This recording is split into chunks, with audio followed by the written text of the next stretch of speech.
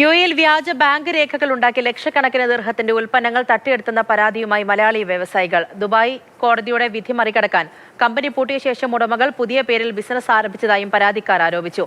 കോടികളുടെ നഷ്ടമാണ് ഇതിലൂടെ ഉണ്ടായതെന്നും നിയമ നടപടി തുടരുമെന്നും ദുബായിൽ വാർത്താസമ്മേളനത്തിൽ അവർ പറഞ്ഞു.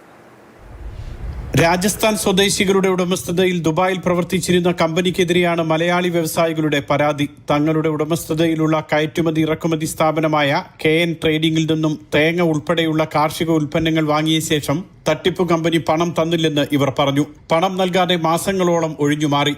പിന്നീട് പണം ബാങ്ക് വഴി അയച്ചെന്ന് പറയുകയും തെളിവായി വ്യാജരേഖകൾ നൽകുകയും ചെയ്തു.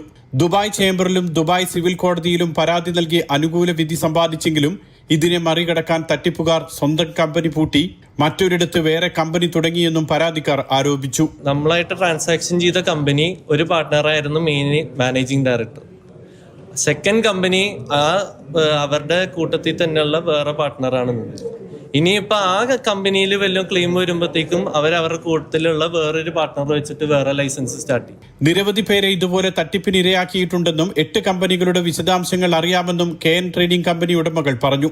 കേസിന്റെ തുടർ നടപടികളുമായി മുന്നോട്ടു പോകാനാണ് തീരുമാനം.